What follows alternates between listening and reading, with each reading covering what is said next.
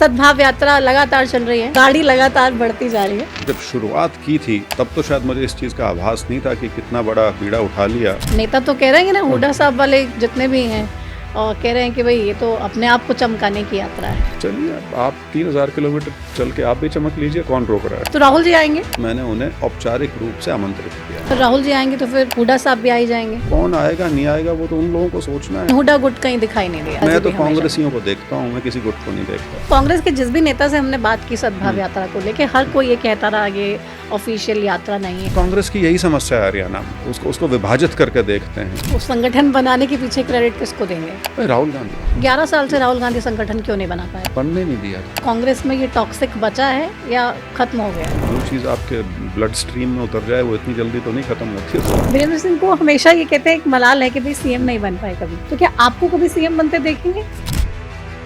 अभी राज्यसभा चुनाव हो, क्रॉस वोटिंग हो गई। मेरा यह मानना था कि इतनी बड़ी संख्या में डिफेक्शन नहीं हो। मैं अभी भी नहीं समझ पाया कि बहुत बड़ा बिकाऊ माल है। रेणु बाला, शैली चौधरी, जरनैल सिंह पार्टी को जवाब लिख के देते हैं कि हमने क्रॉस वोट किया ही नहीं है, हमें फंसाया जा रहा है। जरनैल सिंह जी कहते कुछ ही हों, लेकिन उन्होंने इस क्रॉस वोट के बाद जो मुख्यमंत्री के कसीदे पढ़े हैं, किस लिए? तो आपको शक है इंटेंशन? सीएलपी लीडर और प्रभारी कह रहे हैं कि ये 5 लोगों की हमने वोट देखी है, इन्होंने वोट नहीं दिया है कांग्रेस को, आपको उसको मानना पड़ेगा। तो अभय सिंह को शुक्रिया कहेंगे कि भाई कम से कम आप लोगों ने वोट नहीं डाली। बीजेपी वोट कैंसिल हुआ इसलिए बात बनी। हुड्डा साहब को लेके 2024 का जीता चुनाव कांग्रेस नहीं जीत पाई, उसकी कोई जिम्मेवारी फिक्स नहीं है। 5 सांसद हैं, 4 एक साथ दिखते हैं, तो ये मैसेज तो गलत जाता है। मैसेज आप पगड़ियों के माध्यम से दें या टी शर्ट्स के माध्यम से दें या जैकेट्स के माध्यम से दें, ये तो यही दर्शाता है कि आप पार्टी नहीं, आप किसी निजी व्यक्ति के गिर्द अपनी पार्टी मानते हैं। आप चुनाव हारे, क्या कारण रहा? लोग डिसाइड करते हैं। संबंध हुड्डा साहब से कैसे? मेरे चाचा हैं, हमारे संबंध जो हैं बिल्कुल मधुर हैं। उसमें दीपेंद्र मेरा छोटा भाई है। चैलेंजिंग लगता है आपको सर छोटू राम के परिवार से आना राजनीति में? पॉलिटिकल लेगेसी मेरे पिताजी। तो क्या प्रॉब्लम थी बीजेपी में जो आपको बीजेपी में नहीं रहना था? आईएएस की नौकरी छोड़ के एमएलए बनना तो नहीं आया। तो किसी बड़े पद की उम्मीद थी आपको? मैं जब पार्टी में आया डिसीजन मेरा था। ईडीसीबीआई का डर? मेरे पिताजी को ईडीसीबीआई, पीडी बिश्नोई गए, किरण चौधरी गई, मेरे पिताजी ने कभी वो नहीं, उन्होंने कभी पार्टी के साथ दगा करके नहीं गए। तो आपकी खामियों की वजह से ही बीजेपी की सरकार आई। दूसरा जीतता है तो अपनी माननी चाहिए। पूरे प्रदेश की हालत कैसी लगी वैसे आपको? 70 विधानसभाओं में घूम लिए, हाईवे से नीचे उतरिए, आपको खुद पता लग जाएगा। कैप्टन अजय यादव ने तो आपको आशीर्वाद दिया, शैलजा जी ने भी दिया, सुरजेवाला जी ने दिया, बसविंदर सिंह हुड्डा साहब का। नहीं, I am sure his good wishes are with me. बहुत सारे लोग आपको कॉपी कह रहे हैं राहुल गांधी। गाड़ी है, हाँ चल रहा हूँ मैं। उसको राहुल गांधी जी की भारत जोड़ो यात्रा का नेक्स्ट स्टेप मानता हूँ। लेकिन 10 साल मुख्यमंत्री रहे, उनके चेहरे पे चुनाव लड़ा जा रहा है और कुमारी शैलजा नाराज हो जाती है तो उनको कोई मनाने नहीं जाता है। दलित समाज पूरा छिट गया है। अगर मैं ये कहूँ कि ये नहीं हुआ था तो मैं झूठ बोलूँगा। स्वागत है द प्रतिमा दत्ता पॉडकास्ट में। और आज के इस पॉडकास्ट में हमारे साथ एक ऐसे गेस्ट हैं जिनको लेकर पूरे प्रदेश में पिछले काफ़ी दिनों से चर्चा चल रही है, क्योंकि वो नेता प्रदेश भर में निकाल रहे हैं सद्भाव यात्रा। कांग्रेस पार्टी में ही उस यात्रा को लेकर एक बड़ी फूट देखने को मिल रही है। कांग्रेस के तमाम नेता हालांकि ये कह चुके हैं कि कांग्रेस की ऑफिशियल यात्रा नहीं है, इसमें हम शामिल नहीं हो रहे हैं। लेकिन बृजेंद्र सिंह जब राहुल गांधी से मिलकर आते हैं तो राहुल गांधी से मुलाकात के बाद एक फ़ोटो सामने आती है जिसमें राहुल गांधी एक टी शर्ट पकड़े खड़े दिखते हैं और उस टी शर्ट पे साफ तौर पे लिखा हुआ होता है सद्भाव। उस सद्भाव यात्रा की फ़ोटो के बाद, उस राहुल गांधी के मैसेज के बाद क्या हरियाणा के नेताओं का परसेप्शन बदला इस यात्रा के बारे में? और अब बृजेंद्र सिंह के राजनीतिक करियर को लेकर, आगे फ्यूचर को लेकर और हरियाणा के मौजूदा राजनीतिक समीकरणों को लेकर आज इस पॉडकास्ट में खास बात होगी। हमारे साथ खास मेहमान पूर्व सांसद कांग्रेस नेता बृजेंद्र सिंह मौजूद हैं। बृजेंद्र जी, बहुत स्वागत आपका। बहुत बहुत धन्यवाद प्रतिमा जी। सद्भाव यात्रा लगातार चल रही है जी। लुक आपका बढ़ता जा रहा है, मतलब दाढ़ी लगातार बढ़ती जा रही है, कैसा लग रहा है? नहीं, बहुत खुशी की बात है। देखिए, क्योंकि जब शुरुआत की थी तब तो शायद मुझे इस चीज़ का आभास नहीं था कि कितना बड़ा बीड़ा उठा लिया, लेकिन जैसे जैसे यात्रा बढ़नी शुरू हुई और मैं शुरू के 6-7 हल्के ही विधानसभा ही हुए थे, करीब 14 दिन हुए होंगे, 15 दिन तब तक यात्रा में, उस समय मुझे वाकई डर लगना शुरू हो गया था। मैंने कहा ये तो बहुत बहुत बचा है, अभी तो 84 विधानसभाएं बची हैं। और 2 दिन तो ऐसे थे जब मेरे को रात को नींद भी बहुत मुश्किल से आई थी, ये सोच के कि कैसे होगा, कि ये हो पाएगा या नहीं हो पाएगा। क्योंकि सिर्फ इसमें पैदल चलने की बात नहीं है, एक मेंटल फटीग भी होती है। और दूसरा, पूरा जो इतनी लंबी यात्रा को ऑर्गेनाइज करना और आगे से आगे की प्लानिंग करना, सभी साथियों को, कांग्रेस के लोगों को यात्रा से जोड़ना, जो परमानेंट यात्री आपके साथ चल रहे हैं उनका जो रहन सहन, आप ये कह लीजिए उनका रोज़ का अरेंजमेंट है, कहाँ रुकेंगे, कहाँ क्या व्यवस्था होंगी, तो वो सारी चीज़ें वो तो धीरे धीरे समझ में आना शुरू हुआ कि बहुत बड़ी चीज़ है जो हमने उठा ली है करने के लिए। और वो मुझे 2-2.5 महीने तक रहा ये आभास। लेकिन जब 30-35 विधानसभाएं जब हो चुकी थी, उसके बाद लगना शुरू हुआ कि हो जाएगा सारा का सारा। तो अभी 70 हो गई विधानसभा, जी 70 20 कंप्लीट ही हो रह गई। गई हैं, 20 तो रह मतलब अब एक अलग कॉन्फिडेंस है ब्रजेंद्र सिंह में। हाँ 20 हैं, और इसको बल्कि ये हमारा सबसे लंबा फेज़ होगा, क्योंकि हम इसको फेजेस में करते हैं। फेजेस ऐसा तो नहीं है कि एक फेज़ के बाद कोई 1 हफ्ते का या 10 दिन का ब्रेक हो, नॉर्मली 2 दिन का ब्रेक होता है एक फेज़ के बाद। तो लेकिन ये फेज़ सबसे लंबा है, 20 विधानसभाओं का है ये। करनाल से इसकी शुरुआत है और 5 मई तक ये 20 की 20 विधानसभा, हमें उम्मीद है हम यात्रा के माध्यम से इसका समापन जो है रोहतक में होगा। और 5 मई इसलिए भी क्योंकि पूरे 7 महीने हो जाएंगे। हमने 5 अक्टूबर 2025 को शुरुआत की थी, तो बस अब तो ये लग रहा है कि हालांकि 20 विधानसभाएं बहुत होती हैं, लेकिन जितना हम आ चुके हैं, सफ़र जितना कर चुके हैं, तो 20 कोई ज़्यादा मैं कई बार इसका उदाहरण वो ना टापू के से देता हूँ। अगर कोई आप किसी समुद्री जहाज़ में कई दिनों से या कई महीने से आप डोल रहे हैं और आपको ज़मीन कहीं नज़र नहीं आ रही, और उसके बाद कोई टापू भी आपको नज़र आना शुरू हो जाए जो बहुत दूर हो, लेकिन फिर लगता है अब तो पहुंच गए। तो अब 20 विधानसभाएं, ऐसा लगता है कि अब तो बहुत हो जाएगा आसानी आपने से। कहा कि बहुत सारी चीज़ें होती हैं और बहुत जी सारी व्यवस्थाएं भी करनी होती हैं, जिसको लेके जो ब्रेक भी होता है, शायद उसमें भी वही डिस्कशंस कि भाई आगे क्या बिल्कुल करना है, अगले फेज बिल्कुल में क्या होगा। बिल्कुल। इन सारी व्यवस्थाओं को करने के लिए बहुत सारी फाइनेंशियल व्यवस्था भी लगती है, तो वो सबका अरेंजमेंट नहीं, कैसे चल रहा है? इसमें हमारा यही, मेरे पिताजी की जो राजनीतिक कमाई है वो यही है, जो उनके 53-54 साल के राजनीतिक जीवन में जो उन्होंने साथी कल्टीवेट किए हैं। जितनी भी हमारी व्यवस्थाएं जिस विधानसभा में भी अब जाते हैं, चाहे रहने का अरेंजमेंट है, खाने का अरेंजमेंट है, वो सारा का सारा वहाँ के लोकल जो लोग हैं कांग्रेस के, वो उसको ऑर्गेनाइज करते हैं। सो हमारी तरफ से यदि आप खर्चे की बात करें तो 3-4 प्रचार की गाड़ियाँ जो यात्रा के साथ चलती हैं, और ये जो छोटी मोटी सामग्री झंडे वगैरह की जो है वो है, बस। बाकी सबका सहयोग ही है। सहयोग है। बल्कि किसी एक नेता ने किसी तीसरे व्यक्ति को ये ज़रूर कहा था कि ये चॉय साहब ने और ब्रजेंद्र ने क्या इतना बड़ा पंगा ले लिया, इसमें तो बहुत करोड़ों रुपए खर्च होंगे।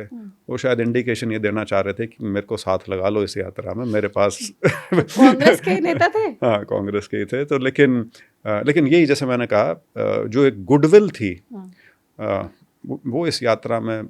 और देखिए, ये ज़्यादातर लोग इसमें ऐसे भी थे जिसको मैं अपने भाषणों में भी बार बार कहता हूँ कि इस यात्रा में एक खूबसूरत चीज़ ये हुई है कि एक बड़ा कांग्रेस का तबका जो पिछले 11-12 साल से घर बैठ गया था, क्योंकि शायद वो किसी धड़े का हिस्सा नहीं बन के दिखना चाहते थे, तो और रास्ता कोई था नहीं क्योंकि संगठन था नहीं, तो घर बैठ गए थे।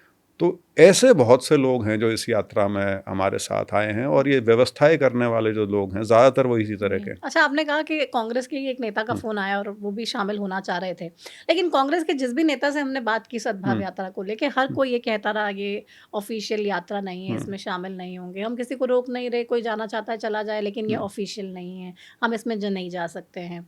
तो ये फिर क्या कॉन्सेप्ट रहा, ये क्यों नहीं मान पा रहे? और अब जब राहुल गांधी जी से मिलकर आप आए, राहुल गांधी ने वो टी-शर्ट दिखा दी पकड़ के सद्भाव यात्रा वाली, तो उससे फिर उसके बाद कोई फ़ोन आया आपके पास हुड्डा साहब के यहाँ से, या कुमारी शैलजा जी के यहाँ से, रणदीप सुरजेवाला जी के यहाँ से, कैप्टन अजय यादव जी के यहाँ से, कि भाई नहीं, जिन लोगों के आप नाम ले रहे हैं उनमें करीब सारे तो इस यात्रा में जुड़ चुके हैं किसी ना किसी स्टेज पे। हुड्डा साहब। और दूसरा ये है कि ये सवाल, इसकी अहमियत, या अंग्रेजी में कहते हैं करेंसी, वो शुरुआती 10-12 दिन तक तो थी।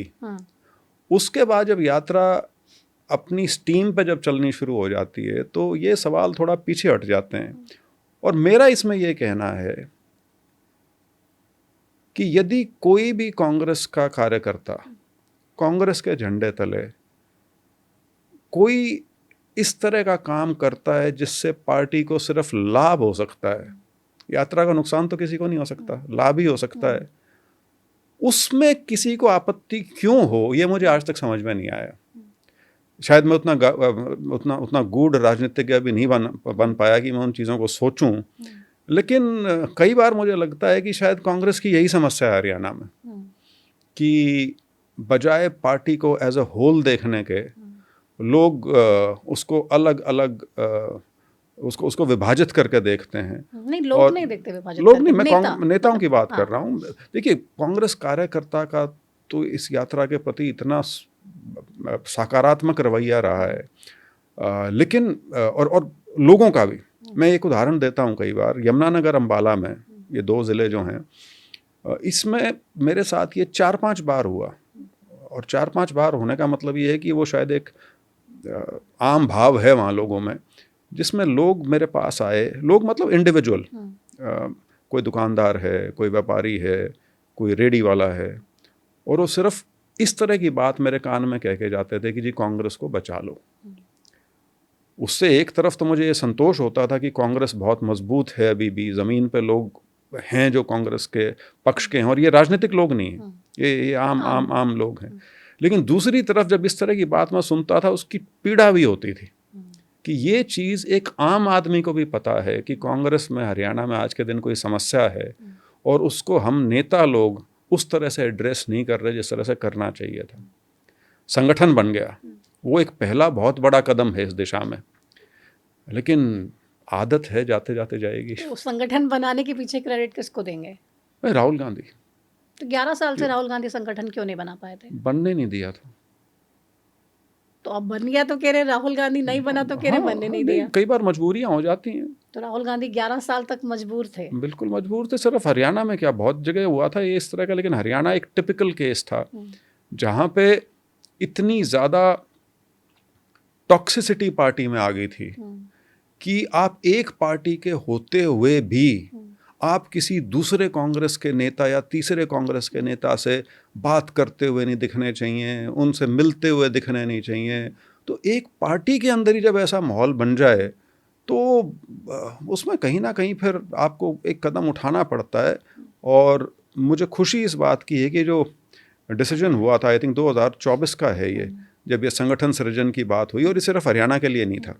हरियाणा टिपिकल इसलिए था क्योंकि ये एक ऐसा प्रदेश था जहाँ संगठन था ही नहीं। संगठन के नाम पे सिर्फ प्रदेश कार्यकारिणी थी, प्रदेश अध्यक्ष, और प्रदेश के स्तर की, ना जिले पे, ना ब्लॉक पे, ना कॉन्स्टिट्यूएंसी पे कोई नहीं था। तो लेकिन अब जैसे संगठन क्योंकि बना है तो उम्मीद है कि ये जितने भी जिनको जिम्मेवारियां मिलने लग रही हैं, ये कांग्रेस जन की तरह अपनी जिम्मेवारियों का निर्वहन करेंगे। तो कांग्रेस की टॉक्सिसिटी की आप बात कर रहे हैं, आज के समय में कांग्रेस में ये टॉक्सिक बचा है या खत्म हो गया है? नहीं, जो चीज़ आपके ब्लड स्ट्रीम में उतर जाए वो इतनी जल्दी तो नहीं खत्म होती है, तो होते होती है वो तो होती है, लेकिन फ़र्क पड़ना शुरू हो चुका है, मुझे ऐसा लगता है। कुछ झिझक है लोगों में अभी भी, लेकिन समय के साथ ठीक हो जाएगा। अच्छा, मेरा सवाल भी अब उसका जवाब हालांकि मुझे मिला नहीं था।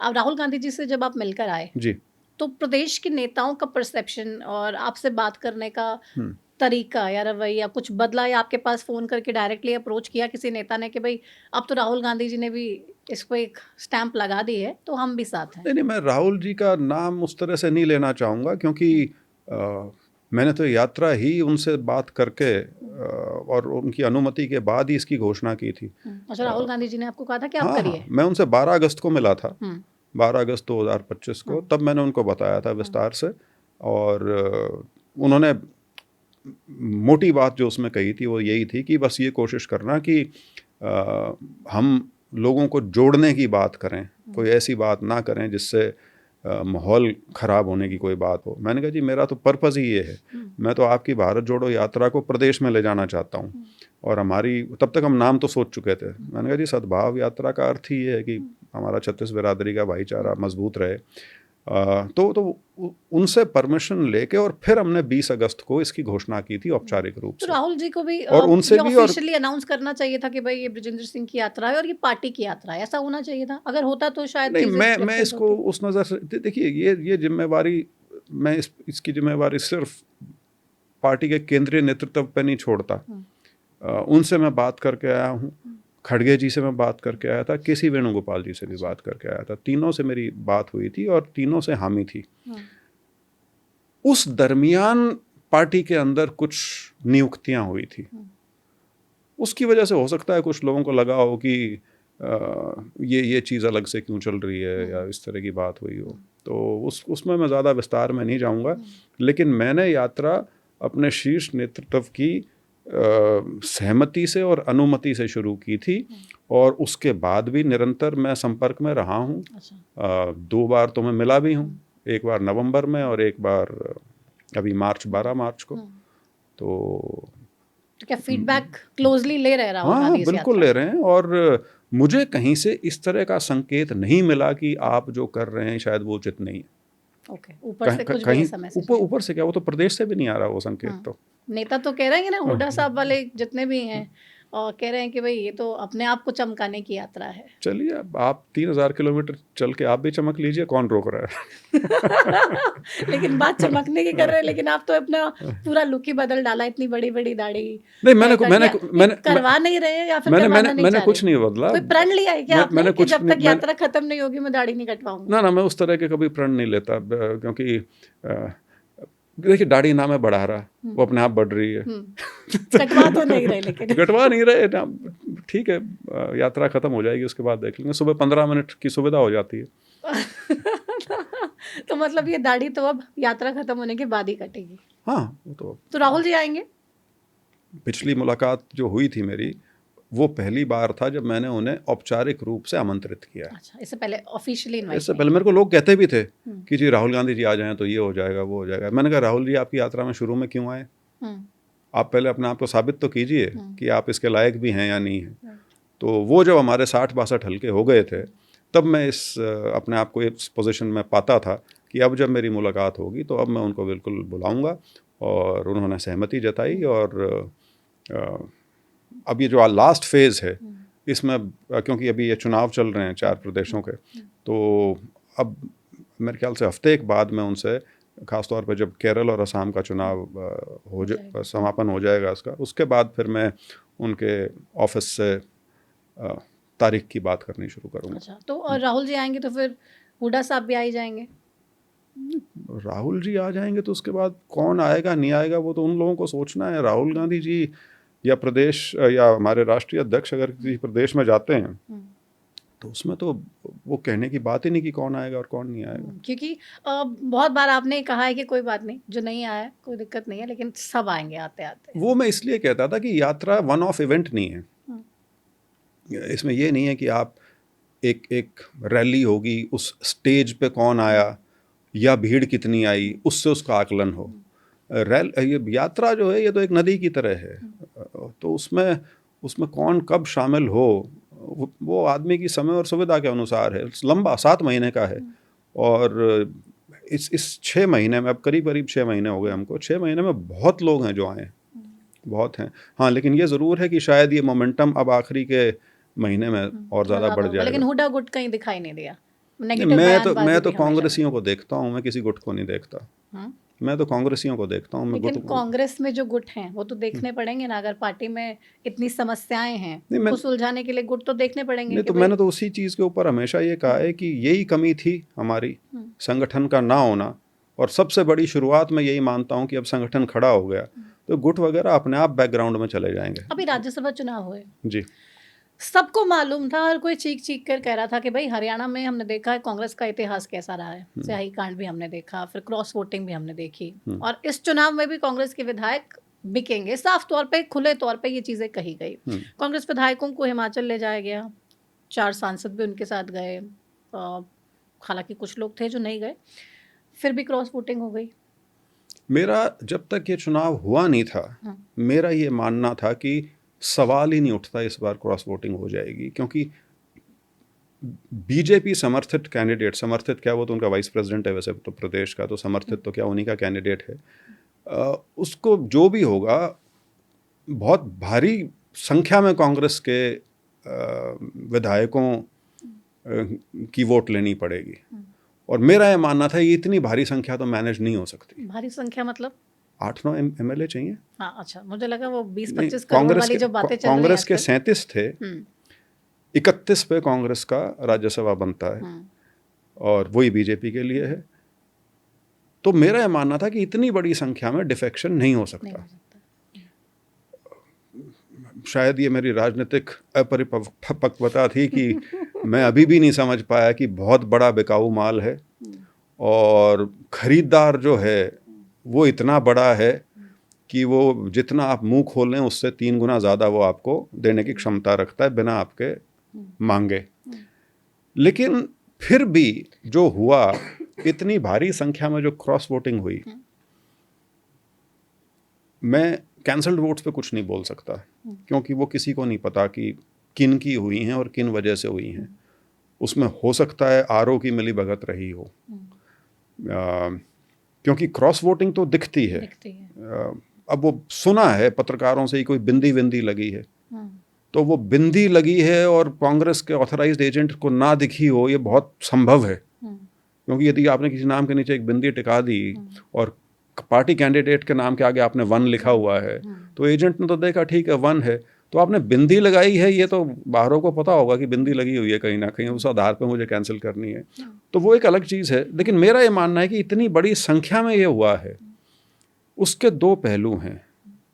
एक तो ये कि वो बिके हैं, उसमें कोई संदेह नहीं, लेकिन आदमी इस तरह से बिकता तभी है जब उसको कहीं ना कहीं जिस संगठन से वो है उसमें शायद उसको आगे भविष्य नजर ना आता हो। ये उसका एक पहलू है कि फिर वो अपनी कीमत भी तय करना शुरू कर देता है इतनी संख्या में। और दूसरा, जिम्मेवारी की बात, जिन्होंने क्रॉस वोट किया है कड़ी कार्रवाई होनी चाहिए, उनको शो कॉज नोटिस दिए हैं। और अब कांग्रेस की वो स्टेज नहीं है, 3 चुनाव हार चुकी है पार्टी, जहां पे आप इन मुद्दों पे नरम रवैया इख्तियार कर सको। गलती करने के बावजूद भी आप सीख नहीं रहे हैं, वही गलती दोहरा रहे हैं। मैं वही कह रहा हूँ, इसीलिए इस पे एक्शन लेना जरूरी है, नहीं तो मैसेज बहुत गलत जाएगा। लेकिन साथ में जिम्मेवारी भी तो तय होनी चाहिए, जिम्मेवारी भी तो तय होनी चाहिए। जिन लोगों की जिम्मेवारी थी इनको इकट्ठा करना, देखिए राज्यसभा MP बन गए करमवीर बौद्ध जी, वो अपनी किस्मत लिखवा के आए थे।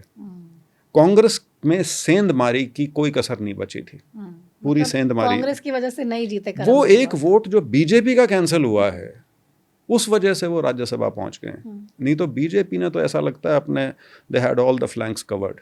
तो चलो चुनाव है, वो तो अपने हर हथकंडे अपनाएंगे, लेकिन आपकी पार्टी को तो सबक लेना चाहिए था पास्ट एक्सपीरियंस से, फिर भी नहीं लिया है। और कह रहा हूं, अब 5 विधायकों की हम बात करें जिन्होंने क्रॉस वोटिंग की, जिनमें से 2 तो खुले तौर पे पार्टी को जवाब भी नहीं दिया है, उनके एक्शंस ही बता रहे हैं कि भाई बीजेपी के साथ लगने के लिए पूरे तरीके से तैयार है, चाहे वो मोहम्मद इजराइल हो या फिर इलियास साहब हो। दोनों ही बीजेपी नेताओं से मिल रहे हैं, फोटो खिंचवा रहे हैं, डाल रहे हैं कि इलाके के विकास के लिए मैंने वोट दे दिया।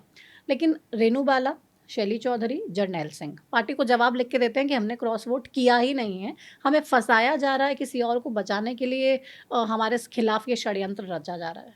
मैं देखिए, अब पार्टी के वरिष्ठ नेता, हमारे प्रभारी और CLP leader, they were the responsible people there, उन्होंने यदि वो वोट देखा है तो जो वो कहेंगे उसको मानने के अलावा कोई और रास्ता नहीं। बड़ी स्वाभाविक सी चीज़ है। क्योंकि हुड्डा साहब पे आरोप लगा रहे हैं कि भाई नहीं, हमारे शैलजा गुट के हैं तो हमें जानबूझ के फंसाने की कोशिश कर रहे हैं। नहीं, वो इसमें गुटबंदी की बात नहीं है। कई बार आपको सर्कमस्टेंसेस के हिसाब से भी सोचना पड़ता है। जर्नैल सिंह जी कहते कुछ ही हों, लेकिन उन्होंने इस क्रॉस वोट के बाद जो मुख्यमंत्री के कसीदे पढ़े हैं, किस लिए, उसकी क्या आवश्यकता थी?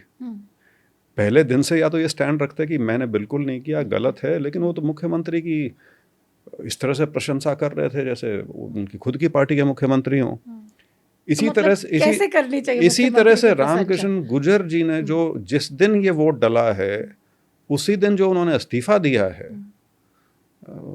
मतलब अगर साफ मन होता तो अपने आप को डिफेंड करते पहले, बजाय इस्तीफ़ा देने के। वो तो पहले दिन ही इस्तीफ़ा दे गए। तो आपको शक है इंटेंशन पे? नहीं, मेरे को इंटेंशन पे शक नहीं है। अगर सीएलपी लीडर और प्रभारी कह रहे हैं कि ये 5 लोगों की हमने वोट देखी है, इन्होंने वोट नहीं दिया है कांग्रेस को, आपको उसको मानना पड़ेगा। चलिए, ये 5 तो ऐसे लोग हैं जो खुलकर सामने आ गए, उन्होंने जिनके वोट कैंसिल हुए। वो गद्दार तो वो भी हैं, लेकिन वो तो पार्टी के अंदर ही है, मीटिंग्स में भी जा रहे हैं, तमाम चीजें भी कर ली, लेकिन नाम सामने भी नहीं आ सकता। उसका कारण ये है कि आपको पता ही नहीं लग सकता कि वो 3 कौन है।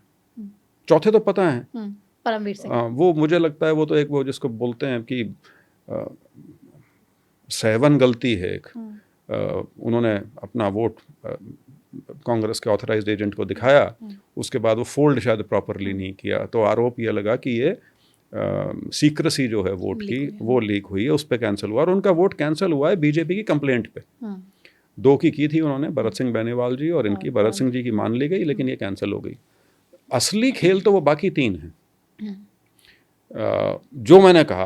अब उसमें हर व्यक्ति का अपना वर्शन हो सकता है, क्योंकि वो किसी को नहीं पता कि किसकी वोटें थी।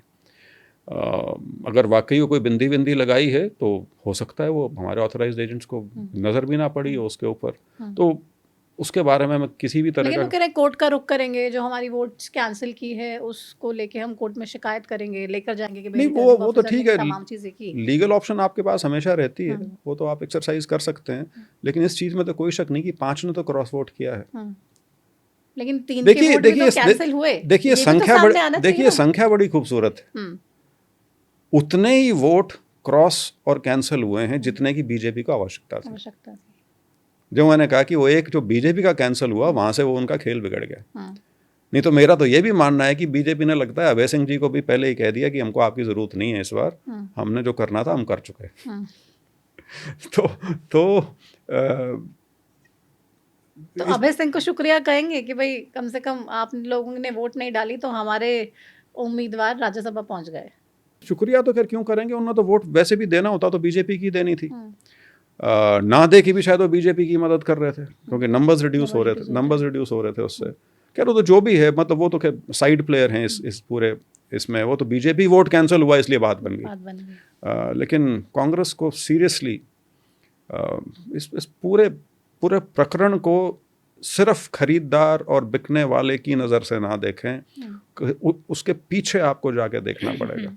तो अब ये कहा गया भाई 20 करोड़ की ऑफर दी गई, 25 करोड़ की दी गई, हमारे पास रिकॉर्डिंग्स हैं, हमारे पास मैसेजेस हैं, हम शिकायत करेंगे, अभी तक उस बारे में भी कुछ नहीं हुआ है। मैं तो देखिए अंदर की जानकारी मुझे उस तरह से तो नहीं है, मुझे नहीं पता। अभी जो 2-3 दिन पहले शायद 31 तारीख को दिल्ली में मीटिंग भी हुई थी, लेजिस्लेटिव पार्टी की मीटिंग थी, तो वो तो हाईकमांड क्या डिसीजन ले रहा है, किस स्टेज पे है, मुझे उसका ज्ञान नहीं है। लेकिन मेरा मत ये है कि इसमें रियायत नहीं बरतनी चाहिए, क्योंकि कोई फ़ायदा नहीं है उससे, बल्कि औरों को भी संदेश गलत जाएगा। ये सोच के नहीं झिझक जाना चाहिए कि 2 साल बाद राज्यसभा चुनाव फिर आना है।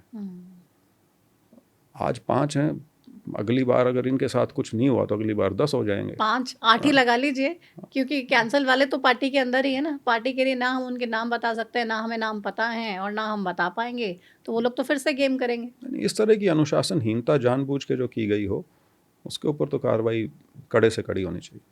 तो हर कोई हुड्डा साहब को लेके क्यों टारगेट कर रहा है आजकल कि भाई इनकी वजह से ये हो रहा है, या फिर ये जो लेके चल रहे हैं अपने अपने नेताओं को देखते हैं, अपने अपने विधायकों को देखते हैं, बाकी सबको अटेंशन नहीं देते हैं, बाकियों की सुनते नहीं है। नहीं, वो चीज़ शायद पिछली बार के राज्यसभा चुनाव पे तो लागू थी, इस वाले पे तो ऐसा कुछ नहीं था। इस बार सब कुछ ठीक था, सारे थे वहाँ, सारे कुफरी और जहाँ भी थे 31 गए थे, 31 6 नहीं गए थे, हुड्डा साहब भी यहीं थे। और नहीं, लेकिन वो उन 6 पे तो सवाल ये निशान ही नहीं है। जो क्रॉस वोट हुए हैं वो तो सारे उन 31 में थे, वहाँ पे सारे के सारे थे। कैंसल वालों को तो पता नहीं ना कौन है, वो तो अटकलबाजी की बात है। सबको लग रहा है कि इससे जो बाकी विधायक जो पार्टी के साथ हैं उनका भी मोरल डाउन होता है कि भाई सारे हमें भी शक की निगाहों से देख रहे हैं। नहीं, बिल्कुल। देखिए, आप मेरे साथ भी इस इंटरव्यू में इस चीज़ के ऊपर इतनी हम चर्चा कर रहे हैं, ये इसी बात की तरफ इशारा कर रहा है कि कांग्रेस का कैंडिडेट जीत भले ही गया हो, लेकिन पार्टी हारी है, उसे नुकसान हुआ है। ये एक मानने वाली बात है और इसीलिए मैं जिम्मेवारी की बात करता हूँ। 2024 का जीता जिता चुनाव कांग्रेस नहीं जीत पाई, उसकी कोई जिम्मेवारी फिक्स नहीं हुई।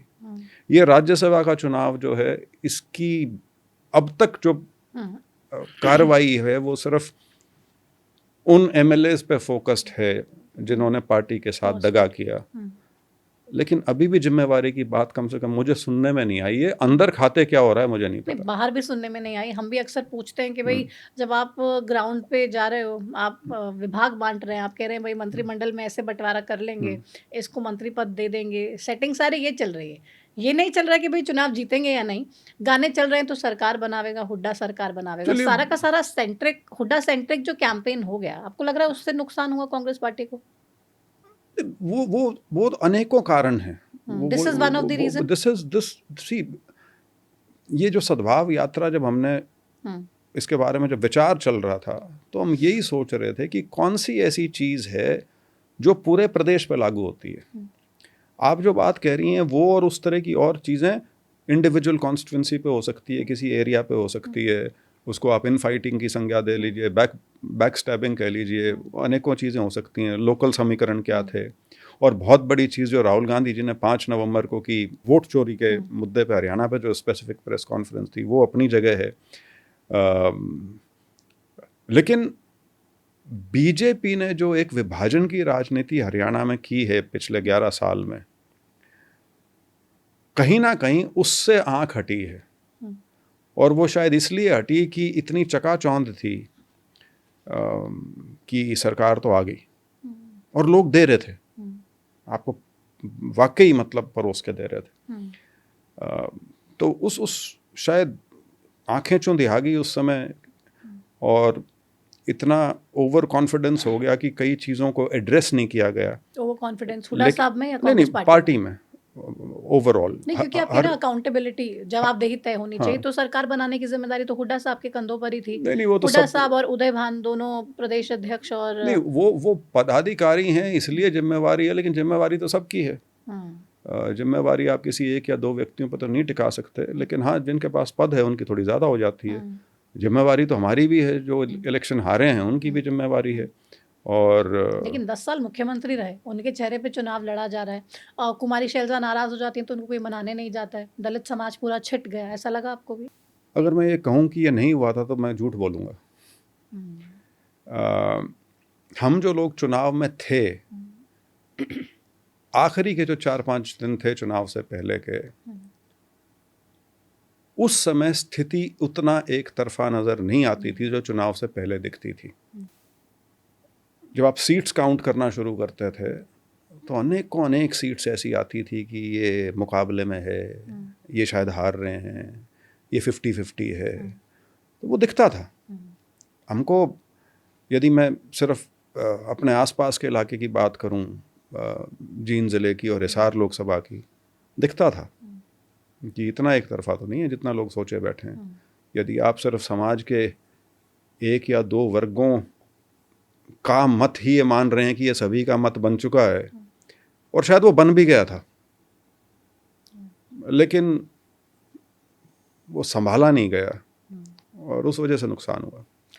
तमाम ऐसे नेताओं की वीडियो भी वायरल हुई जिन्होंने कहा कि भाई सरकार आ रही है, हमें वोट दे दीजिए, इतनी नौकरी हमारे कोटे से लग जाएगी। सरकार आ रही है, हमें वोट दे दीजिए, इतनी नौकरी हम दे देंगे।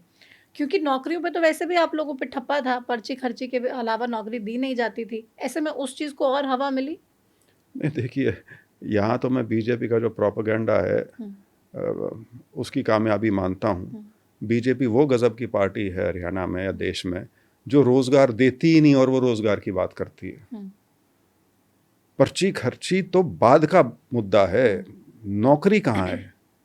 लेकिन आपके नेताओं का ये बोलना कि भाई हमारे कोटे से लग जाएगी, हमें वोट दो, इतनी नौकरी हम देंगे, तो एक हरियाणा में कहीं ना कहीं तो ये परसेप्शन है कि आप लोगों की सरकार के समय पर्ची खर्ची से नौकरी नहीं, जब आपने पहला सवाल किया मैंने तभी कहा था कि अलग कॉन्स्टिट्यूएंसीज में, अलग इलाकों में स्पेसिफिक रीजन हो सकती है। बट ये तो पूरे हरियाणा में ही था नौकरियों को लेके। तो ऐसा कुछ नहीं था, क्योंकि ये एक दो कैंडिडेट्स ने बोला था, उसका बीजेपी ने प्रचार बहुत किया, लेकिन मुझे नहीं लगता कि उसका कोई लंबा चौड़ा नुकसान राज्य के स्तर पे हुआ हो या वो कोई इलेक्शन का मुद्दा बना तो हो। गुटबाजी, लेकिन आपको लगता है कि गुटबाजी तो डेफिनेटली रीजन था? गुटबाजी है, लेकिन बड़ा कारण तो ये है ना कि जो बीजेपी अपनी राजनीति कर रही थी, समाज में बिखराव करके जो अपना वो एक उन्होंने अपना देहात में जो पांव जमाने की कोशिश की है राजनीतिक तौर पे, उससे आंख हट गई।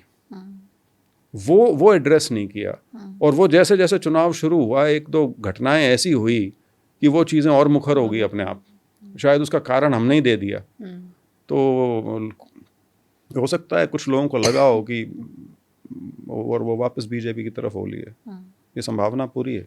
और क्योंकि हमने देखा कि चौधरी बीरेंद्र सिंह भी जब भी किसी कार्यक्रमों में जाते थे तो कुमारी शैलजा भी अक्सर वहाँ पे होती थी, रणदीप सुरजेवाला भी उन कार्यक्रमों में रहते थे।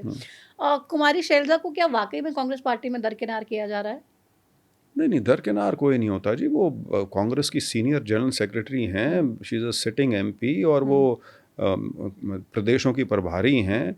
पहले छत्तीसगढ़ की थी, अब उत्तराखंड की हैं। सो ऐसा अनदेखी की बात नहीं है, लेकिन एक राजनीतिक समीकरण जो बहुत मजबूती से उभरा था लोकसभा के चुनाव में, वो असेंबली के चुनाव में वो मजबूती नहीं रख पाया जिसकी उम्मीद थी। अदरवाइज अनदेखी वाली सेंट्रल लेवल पे नहीं हो, लेकिन हम अगर हरियाणा की बात करें तो 5 सांसद हैं, 4 एक साथ दिखते हैं, कुमारी शैलजा कभी दिखती नहीं है उनके साथ में। अब उसके बारे में क्या दिल भी बोलें, नहीं मिलता उसके है। बारे में क्या बोलें। वो वहाँ संसद में भी नज़र आता है, असेंबली में भी नज़र आता है। पर ये मैसेज तो गलत जाता ही है बिल्कुल ना। गलत है। मैसेज चाहे आप पगड़ियों के माध्यम से दें, या टी शर्ट्स के माध्यम से दें, या जैकेट्स के माध्यम से दें, ये तो यही दर्शाता है कि आप पार्टी नहीं, आप किसी निजी व्यक्ति के इर्द गिर्द अपनी पार्टी मानते हैं। तो राहुल गांधी भी आए चुनाव के बाद, नतीजों के बाद सख्त तौर पे कह दिया कि भाई अब गुटबाजी नहीं चलेगी, सबको मिलके काम करना पड़ेगा। प्रदेश जिला अध्यक्षों को उन्होंने ट्रेनिंग भी दी, हालांकि प्रदेश अध्यक्ष भी वहां पे थे उस कार्यक्रम में। ये कह दिया गया भी किसी नेता के पीछे नहीं लगो, आप काम करो ग्राउंड लेवल पे, और पार्टी आपको किसी भी मुकाम पर लेके जाएगी, लेकिन आपको काम करना है पार्टी के लिए। बहुत मैसेज देने की कोशिश की है राहुल गांधी ने, लेकिन फिर भी ये गुटबाजी खत्म होने का नाम नहीं ले रही है। देखिए, जो राहुल गांधी जी बोल रहे हैं मैं तो वो कर रहा हूँ, मेहनत कर रहे हैं, कोई गुटबाजी नहीं कर रहे। और मुझे खुशी इस बात की है कि शायद उनका संदेश कुछ लोगों को समझ में भी आ गया। 11 या 12 जिला के अध्यक्ष हमारी यात्रा में आ चुके हैं, बल्कि जो आए हैं वो तो यात्रा ही उन्होंने अपना ली थी इस तरह से। जब उनके जिलों में हम गए हैं, तो फ़र्क देखिए, मैंने कहा कि इसमें समय तो लगेगा, लेकिन फ़र्क पड़ना शुरू हो गया। ये प्रदेश अध्यक्ष भी आपके बार बार कहते रहे कि नहीं अब आप देख लीजिए, अब किसी भी तरीके की अनुशासनहीनता नहीं होगी, अब फर्क पड़ गया है, लेकिन फर्क पड़ता दिखाई नहीं दे रहा है। अभी राज्यसभा चुनाव में ही हमने देखा हाल ही में क्या कुछ हुआ। कांग्रेस सबक लेने के लिए तैयार नहीं। अनुशासनहीनता का तो इकलौता मुद्दा जो आया है पिछले 6 महीने में, वो तो ये राज्यसभा चुनाव वाला ही है। नहीं, पीछे छोटे मोटे कार्यक्रमों में भी नहीं, लड़ाई हो गई, प्रदेश अध्यक्ष के सामने कुर्सी पे बैठने नहीं दिया, बोलने नहीं दिया, तो उस सबको लेके तू तड़ाक और छोटी छोटी चीजों को लेके बहुत बड़े बड़े बवाल भी हुए हैं। उसको आप उतनी गंभीर अनुशासनहीनता मत मानिए। वो चीज़ें पार्टी के अंदर चलती हैं, क्योंकि पार्टी के अंदर हर व्यक्ति एक प्रतिस्पर्धा में लगा हुआ है, अपने आप को बेहतर दिखाने की, किसी पद की लालसा की, वो सारी चीज़ें हैं। तो उसमें कई बार तनाव भी आते हैं, कई बार तीखी नोक जोक भी हो जाती है, वो सब चलता है। लेकिन क्लास में जो बच्चा रेगुलर फेल हो रहा होता है ना, टीचर भी उसी के रिजल्ट को ज्यादा ध्यान से देखते हैं कि भाई अब भी फेल हो रहा है या पास। नहीं, वो तो अगर आपने देखना है इस तरह की नोक जोक और बयानबाजी, ज़रा बीजेपी के अंदर घुस के देखिए, आपको मतलब नज़ारा ही अलग मिलेगा वहाँ देखने का। आप लोगों से तो बहुत बेटर है। नहीं, वो इसलिए कि वो पर्दे के पीछे हैं। वही ना, वो आप लोग भी पर्दे के पीछे करिए। आप लोग अनिल विज जी की बात को कितना उछालते हैं? नहीं उछालते। हम तो पूरे उछालते हैं, और हम बार बार सवाल भी पूछते हैं। बहुत कम। नहीं, बिल्कुल नहीं। अनिल विज जी कहें या आपके राव नरबीर कहें या राव इंद्रजीत कहें, हरियाणा न्यूज़ पे हर किसी के बयान को नहीं, मैं सिर्फ हरियाणा न्यूज़ नहीं, मैं एक जनरल मीडिया परसेप्शन की बात कर रहा हूँ। गुटबाजी लेकिन उसको गुटबाजी की संज्ञा नहीं दी जाती। नहीं, गुटबाजी की दी जाती है। मैं तो प्रदेश अध्यक्ष से इतनी बार पूछ चुकी हूँ, मोहनलाल बड़ौली साहब से, कि भाई आप गुटबाजी पे लगाम लगाने पे कामयाब हो पाए कि नहीं? क्योंकि आप देखिए पिछले दिनों आपने खूब देखा, और राव इंद्रजीत और राव नरबीर की लड़ाई, उनकी बयानबाजी।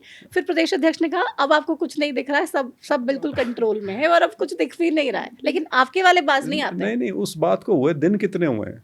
महीने हो गए। कहाँ महीने हो गए? अब नरवीर जी वाला किस्सा तो 10 दिन 15 दिन पुराना है। हमें हमारा तो 1 महीने पहले हाँ तो कॉन्क्लेव भी महीना था, तो होगा। तब तक भी तो ठीक उससे है, पहले तक भी चीजें सॉर्ट हो गई थी। डर दोबारा उभराएगा। उभरेगा। बिल्कुल उभरेगा। लेकिन आप लोग डिसिप्लिन में क्यों नहीं रहते? कांग्रेस में डिसिप्लिन सिखाया नहीं जाता है क्या? या नेता अपने आप जब को इतना तक बड़ा मानते हैं? पार्टी, जब राज की पार्टी हो तो मजबूरन डिसिप्लिन आ जाता है। जब आप मुश्किल समय से गुजर रहे हो तो उस समय लोग अपना स्वार्थ और हित जो है उसकी पूर्ति के ऊपर ज़्यादा ध्यान देना शुरू कर देते हैं, तो फिर वो इनडिसिप्लिन भी उसके अंदर अपने आप इनबिल्ट हो जाता है। इसीलिए मैंने कहा है कि ये जो हुआ है राज्यसभा में, इसको ऐसे ही ना जाने दें। इसमें आपको संदेश देना पड़ेगा कि इस तरह का इनडिसिप्लिन जो है कोई भी कीमत हो वो बर्दाश्त नहीं है। आप चुनाव हारे, और क्या कारण रहा? उसका भी वोट चोरी या तमाम चीजें कहेंगे? क्योंकि उसको लेके भी लोगों ने आरोप लगाया कि हुड्डा साहब ने बृजिंदर सिंह को चुनाव हरवाया है। देखिए, कोई किसी को हराने जिताने की कैपेसिटी नहीं रखता। अगर रखते तो जितवा देते पार्टी को पूरी की पूरी। लोग डिसाइड करते हैं। लोगों ने वोट डाली है, वो ठीक है। मैं इलेक्शन पिटिशन में हूँ कोर्ट में, मुझे कुछ चीज़ों से आपत्ति है, लेकिन वोट तो लोगों ने डाला है। तो अगर वो किसी के कहने पे डाला है तो जिसने कहा है उसका दोष थोड़ी है। तो लोगों ने अपने विवेक का इस्तेमाल किया है, उनको कुछ लग रहा है तो ठीक है, उस हिसाब से वोट दे रहे हैं वो। और देखिए, वोट को आप सिर्फ ये मत समझिए कि कोई बड़ी वोट होती है। बहुत बार वोट सिर्फ इस मुद्दे पे हो जाती है कि कैंडिडेट हमारे गांव का है, पहली बार टिकट मिली है जी, टिकट ना भी मिली हो तो भी कि जी हमारे गांव का है। और हमारे यहाँ ऐसे 3-4 थे जिनको उनके जो अपने गांव हैं उसमें करीब 90% वोट मिल गया है। तो वो आपको तो मार्जिन भी बहुत ही नॉमिनल सा तो था। वो मेरे चुनाव की चर्चा भी इसीलिए ज़्यादा है क्योंकि उसका मार्जिन बहुत थोड़ा था, मार्जिन बहुत। तो उसमें हमेशा आदमी इस चीज़ पे आ जाता है कि ये होता तो ये हो जाता, और ये 4 वोट डल जाती तो ये बदल जाता। तो वो सारी चीज़ें चलती रहेंगी।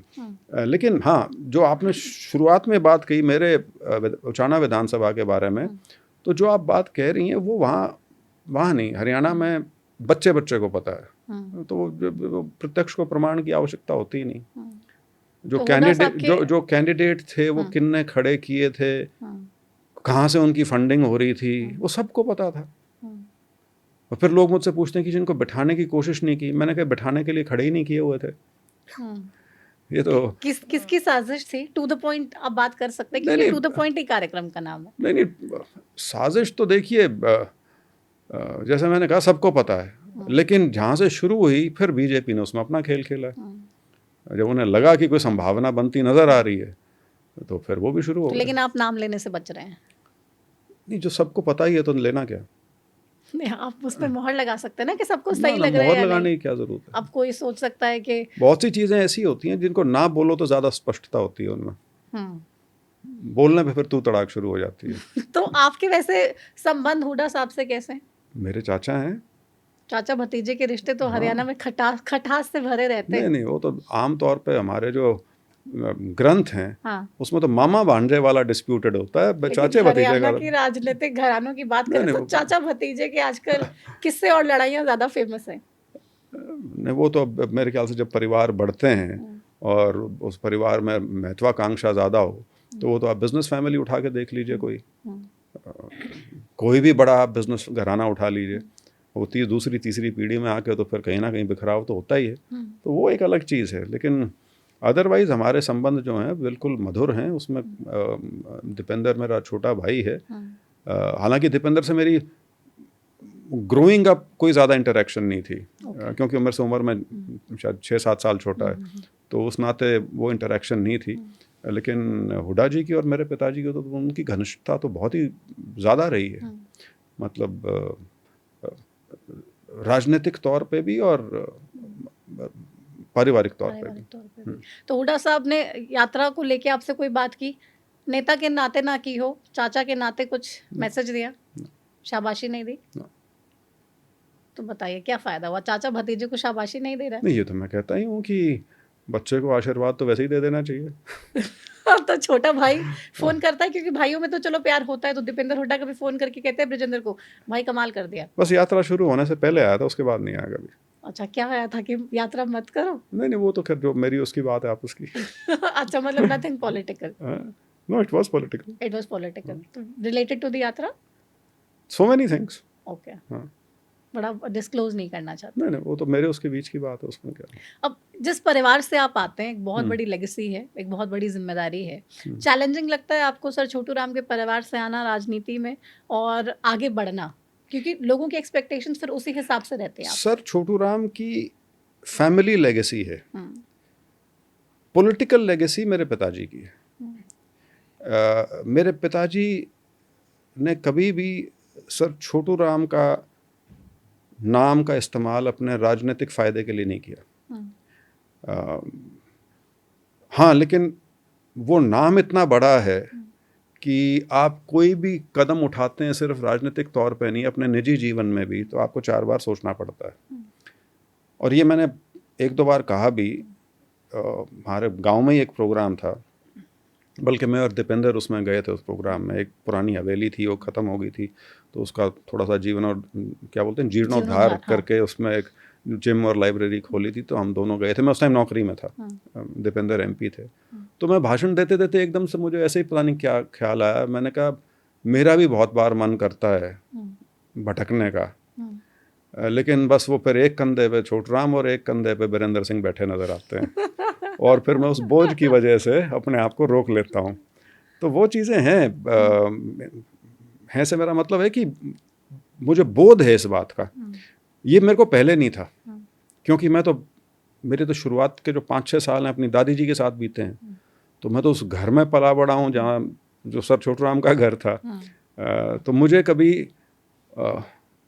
उस तरह की फीलिंग नहीं आई थी कि कोई बहुत बड़ी विरासत है या लेगेसी है। और कुछ हमारे घर में कभी माहौल भी नहीं था उस तरह से, जिसको कहते हैं ना वो राजनीति में बिगड़ैल बच्चे हो जाते हैं, वो कभी नहीं था, कभी भी नहीं। और इसी वजह से हम शायद थोड़ा इंट्रोवर्ट भी रहे, इंटरेक्शन ही नहीं थी।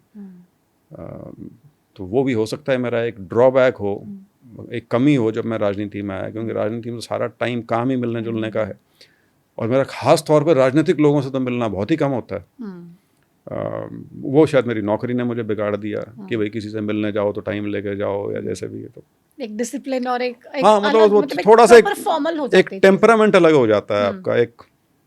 तो लेकिन हाँ, सर छोटू राम की legacy in terms of family legacy and the name, उस पर कभी आँच ना आए, ये प्रयास बिल्कुल है। तो बचपन से नहीं सोचा कि भाई राजनीति में ही चला जाता हूँ? सोचा नहीं, ये मुझे पता था कि जाना है। अच्छा। लेकिन उसकी तैयारी मैंने कभी नहीं की, इन द सेंस कि ये नहीं था कि XYZ करना है। मैं तो बल्कि जब नौकरी IAS में आया, मेरा कॉन्शियस एफर्ट था जानबूझ के कि मेरे दफ्तर में ये मैसेज कभी नहीं जाना चाहिए कि मैं किसी भी प्रकार का राजनीतिक लाभ फ्यूचर में हासिल करने के लिए नौकरी कर रहा हूँ। मैंने अपने दफ्तर को कभी किसी प्रकार की राजनीति की तरह इस्तेमाल नहीं होने दिया। मैंने अपने दफ्तर को पंचायती भी नहीं बनने दिया। तो आपने IAS क्यों चुना? मतलब आपको जब राजनीति में ही जाना था, तो वहाँ पे जाके आपको क्या मतलब कुछ सीखना था या? नहीं, सिर्फ शनाख्त, आइडेंटिटी।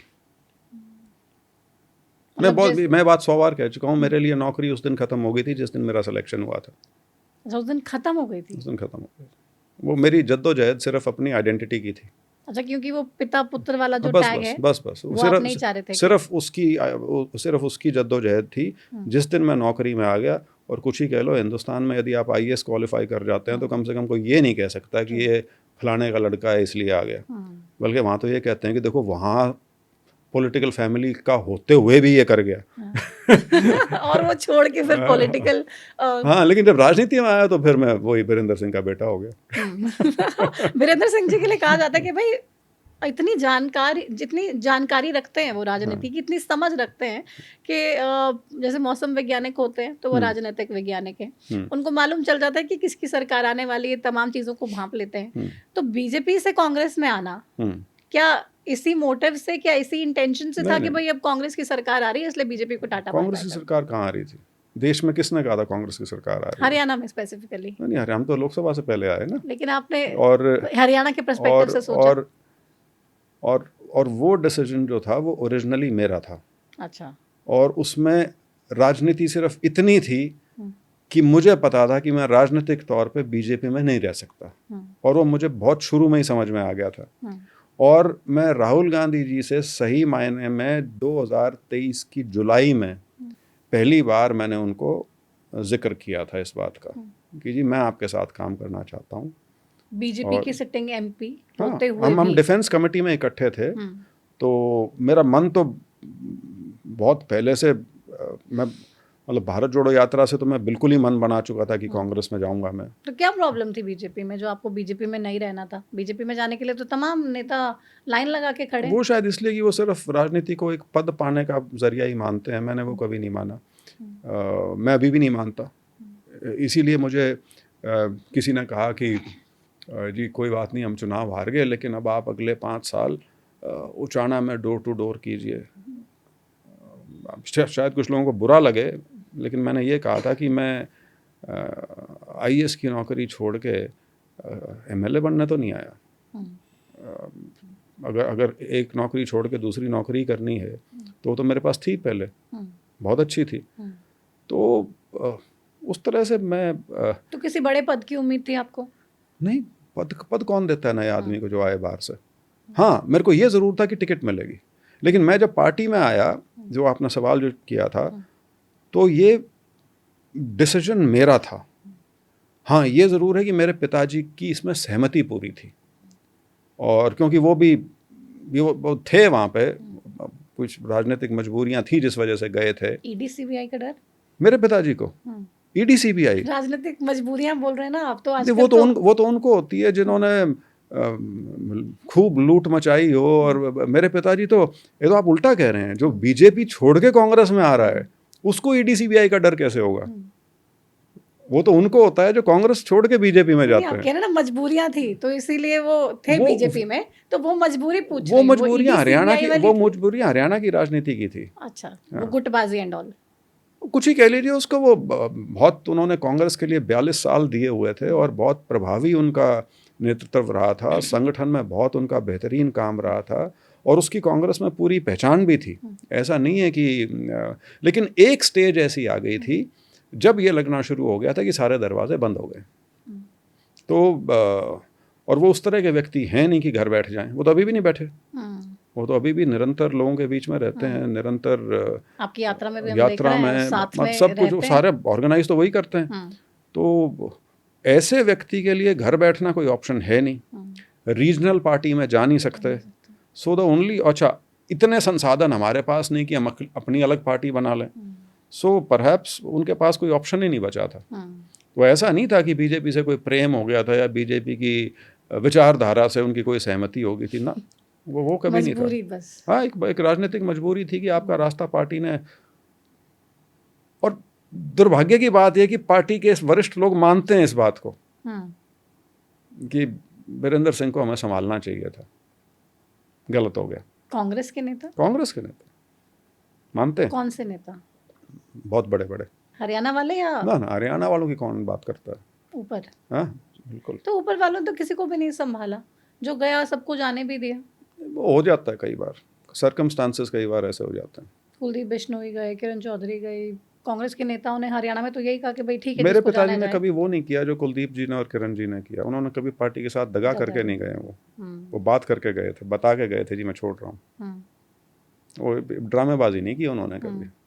वीरेंद्र सिंह को हमेशा ये कहते हैं, एक मलाल है कि भाई सीएम नहीं बन पाए कभी, तो क्या आपको कभी सीएम बनते देखेंगे? मेरे को राजनीति में 8 साल हुए हैं, और जिसमें पहले 4.5 साल में बीजेपी का सांसद था। तो मेरे को तो अभी क्या बोलते हैं, बच्चे को बोलते हैं ना, अभी तो मैं गुडलियाँ चलना शुरू हुआ हूँ। तो अभी तो बहुत लंबा सफ़र है, और मेरी, आपको शायद अटपटा लगे सुन के, लेकिन मेरी इच्छा ये है कि हरियाणा में और देश में कांग्रेस का उभार हो दोबारा से। क्योंकि आज के दिन हम जिस दिशा में जा चुके हैं और जिस गर्त में अब हम जाने लग रहे हैं, उसको अगर नहीं रोका गया तो हमारे आने वाला जो समय है बहुत मुश्किल होने जा रहा है। मुश्किल हो चुका है, लेकिन आने वाला और भी खराब होगा। अगर अब भी नहीं संभले तो सिर्फ अंधकार ही अंधकार है, आगे कुछ भी नहीं है। हाँ, मतलब परिस्थितियाँ जो हैं इस समय देश में वो खतरनाक। तो बीजेपी से खतरा वाकई में आम लोगों को, बीजेपी की सरकार से, बीजेपी के कामों से? उनकी सोच से, उनकी वो देखिए, किसी भी बड़े देश में, छोटे देश की मैं बात नहीं कर रहा, बड़ा देश मतलब जैसे हिंदुस्तान है, चाइना है, आपका यूएसए है, आप वहाँ पे छोटी सोच और एक्सक्लूसिविस्ट एजेंडा, एक्सक्लूसिविस्ट मतलब आप अपने खुद के नागरिकों के एक वर्ग को अलहदा करके यदि आप सोचो कि हम राष्ट्रवाद की भावना से लोगों को कहीं ले जाएंगे तो आप बहुत बड़ी गलतफहमी में, क्योंकि ये राष्ट्रवाद नहीं है, ये फाशिज्म है। ये वही है जो हिटलर ने किया था कि आपने समाज के एक वर्ग को चिन्हित कर लिया, उसे दुश्मन की संज्ञा दे दी और ये कह दिया कि हमारे देश में जो कुछ बुरा हो रहा है इनकी वजह से हो रहा है, और फिर पूरे देश में आग लगवा दी और उससे पूरी दुनिया में आग लग गई। हिंदुस्तान में यही करने का प्रयास हो रहा है और राजनीतिक तौर पर उन्हें कामयाबी भी मिली है। लेकिन इसका दूसरा पहलू ये है, आज आप जो दुनिया में अलग थलग पड़े हो उसका कारण ही ये है, क्योंकि दुनिया तो आपके काबू में नहीं है, आपने अंदर तो काबू कर रखा है सब कुछ, लेकिन बाहर के लोग समझते हैं, जानते हैं, देखते हैं कि एक ऐसी पार्टी और विचारधारा जो अपने देश में तो गॉडसे की बात करे और बाहर आके वो गांधी जी का जिक्र करना शुरू कर दें, तो उसको लोग फ्रॉड ही कहते हैं। And unfortunately we been called out, and called out by someone जिसको हम अपना बड़ा भारी दोस्त माने बैठे थे, वो है डोनाल्ड ट्रंप। उसने हमारा जो नकाब था उसको उतार के फेंक दिया बिल्कुल, और आज के दिन हमारे पास जगह नहीं है कोई। मैं फॉरेन सर्विस में नहीं रहा या डिप्लोमेट नहीं रहा, इसलिए मेरे को थोड़ी ये बातें सरल भाषा में नहीं करनी आती, बट बहुत ही 54 साल मेरी उम्र है, मुझे नहीं याद कि हम देश के तौर पे कभी इतनी कमज़ोरी महसूस की हो, इतनी कमज़ोरी जो आज के दिन है। तो सल्यूशन क्या है? सोल्यूशन तो लड़ाई है जी, संघर्ष है सोल्यूशन, और कुछ नहीं। आपको अपने समाज को इकट्ठा करके रखेंगे तो आप आगे बढ़ेंगे। स्थिति को विस्फोटक नहीं बनाना चाहिए। महाभारत का नतीजा कभी अच्छा नहीं निकलता, महाभारत विध्वंस की कहानी है। कोई ये सोचे कि महाभारत का नतीजा बड़ा अच्छा निकला था, कोई नतीजा नहीं, 4 पीढ़ियां खत्म हो गई थी उसके अंदर, और शायद उसके बाद मेरे ख्याल से त्रेता से कलयुग में चले गए थे।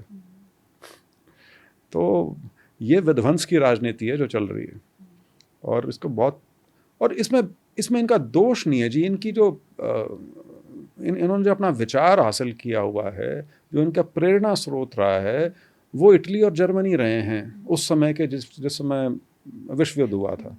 ये 1925 में स्थापना हुई थी संघ की, और इनका सारा विचार जो था वो उनसे मेल खाता है। इसीलिए ना इन्होंने कभी गांधी को माना, ना कभी इंडियन नेशनल मूवमेंट को माना, ना इन्होंने संविधान को माना, इन्होंने कोई भी ऐसी चीज़ को नहीं माना जो देश कर रहा था। तो ये तो कह रहे हैं आप लोग फालतू में दुष्प्रचार करते हैं, संविधान की बात करते हैं लोगों को डराने के लिए, भाई संविधान बदल देंगे, ये कर देंगे, वो कर देंगे, तो सारा का सारा कांग्रेस पार्टी का प्रोपेगेंडा है। नहीं, प्रोपेगेंडा क्या है, ये तो इनके जितने भी थिंकर्स हैं उस टाइम के, या आइडियोलॉग्स जिनको कहते हैं, आप किसी को भी उठा के पढ़ लीजिए। गुरुजी जिनको कहते हैं, गोलवालकर जी, उनकी 2 किताबें हैं, सादी सादी पढ़ लीजिए। उसमें उन्होंने 3 कैटेगरीज को तो संदिग्ध पहले दिन से किया हुआ है, मुस्लिम, क्रिश्चियन एंड कम्युनिस्ट। तो आज के दिन भी वही भाषा है, कोई फ़र्क नहीं है। हालांकि अब ये गोलवालकर जी क्या सावरकर का नाम ज़्यादा नहीं लेते, क्योंकि उनकी फिर कुछ ऐसी चीज़ें भी हैं जो आज के दिन ये डिफेंड नहीं कर पाते। सावरकर जी का लेख है गाय के ऊपर, उसका 10वां हिस्सा भी यदि कोई कांग्रेस का लीडर बोल दे तो उसको लिंच कर दें पॉलिटिकली। तो मतलब आप लोग मानते हैं कि कांग्रेस की ये खामी है कि भाई बात को वो उतनी तरह से बढ़ा चढ़ाकर नहीं दिखा सकती है, या एकजुट होकर ऐसे प्रदर्शन कर सकती है जैसे कि बीजेपी करती है? नहीं, देखिए, बीजेपी आज के दिन आप उससे प्रभावित हो रही है क्योंकि सत्ता की पार्टी है। मैं प्रभावित नहीं, मतलब सवाल पूछ रही हूं। नहीं, बीजेपी का इतिहास तो संघर्ष का कभी था ही नहीं। इन्होंने तो आज़ादी से पहले संघर्ष नहीं किया, तो ये कौन सी संघर्ष वाली पार्टी है? हाँ, लेकिन ये है 2014 में संघर्ष किया था ना, बड़े-बड़े हाँ, नहीं प्रदर्शन वही है। करके, तो सत्ता ये सारी कहानी पिछले 12-13 साल की है। या अगर उसको और पीछे ले जाना है तो आप राम मंदिर मूवमेंट जो है वहाँ तक ले जा सकते हैं। उससे पहले कुछ नहीं है। उससे पहले तो एक ये राइट विंग कैपिटलिस्ट ओरिएंटेशन की पार्टी थी, इससे ज़्यादा कुछ नहीं, और सोशली वेरी वेरी कंजर्वेटिव। ये हिंदू कोड बिल वगैरह पर जो इनका विरोध है वो सारा डॉक्यूमेंटेड है, कोई इसमें छुपाने की बात नहीं है। हाँ, लेकिन ये है कि देखिए कांग्रेस का ये तो मानना पड़ेगा ना कि 50-55 साल की जो पार्टी राज कर ले, सत्ता वाली पार्टी जो हो जाए, उसमें नरमी तो आ ही जाती है। वो पेट में जो आग होती है वो कहीं ना कहीं कम तो हो जाती है। लेकिन राहुल गांधी में तो पूरी वो आग है ना वापस आने की। मैं इसीलिए उनको अपना नेता मानता हूँ। मैं तो कहता हूँ कि इस व्यक्ति को क्या जरूरत थी ये सब करने की जो ये कर रहा है, लेकिन इकलौता आदमी है जो बिल्कुल सिंगल माइंडेड डिटर्मिनेशन के साथ ही, मतलब हेड ऑन जिसको बोलते हैं, आरएसएस और बीजेपी को वो लिए हुए हैं। तो राहुल गांधी को ये पप्पू कहते हैं हरियाणा में अगर आ गए तो बढ़िया है, हमारा ही फायदा हो जाएगा। बीजेपी के स्टार कैंपेनर है राहुल गांधी। अब नहीं कहते, वो भारत जोड़ो यात्रा से पहले की बातें थी। अब कुछ नहीं। हरियाणा वाला अब किस्सा दवल के अजीब सा है। उसमें तो पत्रकार साथियों के मैं इंटरव्यूज वगैरह देखता था टीवी पे जो प्रोग्राम्स करते हैं, पता नहीं किसके कहने पे ये कहते थे कि राहुल गांधी को तो हरियाणा में तो कोई ज़रूरत ही नहीं, उनके नाम की तो वोट ही नहीं है। और अब जब मैं 6 महीने हरियाणा की सड़कों पे हूँ, हरियाणा में अगर कोई एक लीडर है जिसके प्रति लोगों में स्नेह है, आप उनका नाम जब लेते हैं या सुनते हैं तो लोगों के चेहरे पर चमक आती है, जेन्युइन जिसको बोलते हैं, वो सिर्फ राहुल गांधी है। तो राहुल गांधी जी का नाम सुन के हरियाणा के लोगों के चेहरे पे चमक आती है? बिल्कुल आती है। और हरियाणा के किसी नेता का नाम सुन के वो चमक आ रही है? हरियाणा के तो किसी नेता से नहीं, हरियाणा के किसी नेता से नहीं, वो चमक नहीं है। जो एक, मैं पिछलों का नाम नहीं लेना चाहूँगा, 2-3 थे जिनका एक रुतबा था, अब ऐसा कुछ नहीं है। बिल्कुल खत्म है, सिर्फ राहुल गांधी से उम्मीद है। खत्म की बात नहीं है, मतलब नेताओं के प्रति। देखिए आप राहुल गांधी को हरियाणा के नेताओं से क्यों कंपेयर कर रहे हैं? मतलब हरियाणा की राजनीति में जानना चाह रही हूँ, क्या कंपैरिजन है? हरियाणा के वोटर्स का जानना चाह रही हूँ कि भाई वो क्या समझ रहे हैं। अगर कांग्रेस हरियाणा का वोट तो किसके चेहरे पे देंगे? चेहरे पे नहीं, बीजेपी में किसके चेहरे पे दिया है? नायब सिंह सैनी के चेहरे पे वोट दिया, मोदी जी के चेहरे पे वोट दिया। चुनाव तो पूरा नायब सैनी के चेहरे पे लड़ा गया ना। भूपेंद्र पटेल का नाम सुना था आपने कभी? आपने भजनलाल शर्मा का नाम सुना था कभी? नायब सैनी का तो सुना आपने था ना, कभी चुनाव में नायब सैनी का तो सुना था। मध्य प्रदेश वाले का नाम सुना था कभी? पर्ची सिस्टम ठीक है, आप माने ना माने, नायब सैनी को सीएम फेस डिक्लेयर करके अगर कोई पार्टी चुनाव में, हरियाणा की बात कर रहे हैं आप, पूरे देश में लेकिन बहुत ही मुखर होकर इस बार नायब सैनी के नाम पे वोट मांगा और एक परसेप्शन में पॉजिटिव परसेप्शन बनी, उससे आपको लगा? कौन सी पॉजिटिव? बीजेपी ने कौन सा पॉजिटिव एजेंडा दिया था 2024 चुनाव के लिए? तो मनोहर लाल जी के साथ चली गई ना सारी की सारी, थोड़ी हुई। जब चीफ मिनिस्टर चेंज कर दिया तो लोगों का माइंडसेट भी चेंज हुआ। कुछ चेंज नहीं हुआ। जो मैंने कहा कि जो एक समाज के अंदर जो एक गड़बड़ थी वो कांग्रेस पूरी तरह से हैंडल नहीं कर पाई। वो अगर कर लेते तो ये चुनाव तो लोगों ने कांग्रेस को दे रखा था। खामियों की वजह से ही बीजेपी की सरकार आई। दूसरा जीतता है तो अपनी माननी चाहिए। अभी कोई मान नहीं रहा है ना, कांग्रेस वाले तो कह रहे हैं हमारा वोट परसेंटेज बढ़ गया। आप यदि रेस में हो, कह रहे वोट परसेंटेज बढ़ गया हमारा, वो तो अपनी जेब मिटाने की बात है। परसेंटेज बढ़ाए करोगे क्या? We are first past the post system.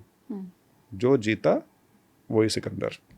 मैं 32 वोट से आ रहा हूँ, क्या मैं छत पे चढ़ के डांस करूँ कि मैं तो सिर्फ 32 वोट से ही आ रहा हूँ? मैं ये कहूँ मैं हरियाणा में सबसे कम वोट से आ रहा हूँ, इस वजह से आप मेरे को एमएलए मानना शुरू कर दो। आप एमएलए नहीं है, खत्म हुई बात। तो लग रहा है हालांकि केस आपका कोर्ट में है तो कोर्ट से कुछ राहत मिलेगी। रिटर्निंग ऑफिसर के बयान तो हो गए। नहीं, कोर्ट में आदमी बिना उम्मीद के थोड़ी जाता है, जाता तो उम्मीद से ही है। लेकिन कोर्ट केसेस का हाल तो आप जानते हैं, लंबित पड़े रहते हैं मामले, डिसीजन फेवर में आते नहीं। आपको कुछ उम्मीद है? क्योंकि जब भी मैं पर्सनली वीडियोस बनाती हूँ ना इस सीट से लेके, इस सीट के कोर्ट डेट को लेके, तो बहुत सारे लोग जुड़ते हैं और कमेंट करते हैं कि भाई नतीजा बदल जाएगा, देवेंद्र अत्री के लिए खतरे की घंटी है, बृजेंद्र विधायक बनेंगे, कोर्ट से राहत मिलेगी, कोर्ट से जीत मिलेगी, ये तमाम चीज़ें के कॉमेंट आने लग जाते हैं। तो आपको लग रहा है कि होपफुल हैं? देखिए, मैं हूँ फोकस्ड अपनी यात्रा पर। 1 महीना 3-4 दिन और बचे हैं। कोर्ट की एक अपनी प्रक्रिया है, वो चल रही है। हम पिटिशन में हम ही गए हैं, तो उम्मीद सिर्फ यही है कि फैसला जल्दी हो जाए, न्याय मिलेगा। जो आपने कहा कि नहीं, कोर्ट तो न्याय ही देता है। वो आपके जब पक्ष फेवर में में नहीं आता है ना तो हाँ, नेता कहते हैं नहीं हमें न्याय नहीं मिला, नहीं कोई नहीं कहता। फिर भी सब ये कहते हैं कि कोर्ट का फैसला सर्वमान्य। कानूनी प्रक्रिया में हमारी पूरा भरोसा है। और ये तो मैंने किसी को कहते नहीं सुना कि गलत फैसला कर दिया। वो तो चैलेंज भी हो जाएगी ना, फिर वो तो बयान दे भी नहीं सकते। हालांकि फिर दबी जबान में तो ये कहा ही जाता है ना कि भाई हमें न्याय नहीं मिला है, नहीं मैं तो फिर वो हायर कोर्ट में जाके चैलेंज नहीं, करते नहीं, हैं। वो तो मैं पिटिशन में गया हूँ। उम्मीद बस ये है कि फैसला जल्दी हो जाए, क्योंकि इलेक्शन पिटिशंस के फैसले जो हैं वो आम तौर पे डिलेड हो जाते हैं, और पुरानी कहावत है justice delayed is justice denied. तो वो स्थिति ना हो, इसीलिए हमने पूरी पिटिशन को इतना उसके पॉइंट्स को सिर्फ एक सिंगल बिंदु पे हम लेके आए हैं, सिर्फ इसीलिए कि दिस वे और दैट वे फैसला हो जाए। वो उम्मीद है मेरी।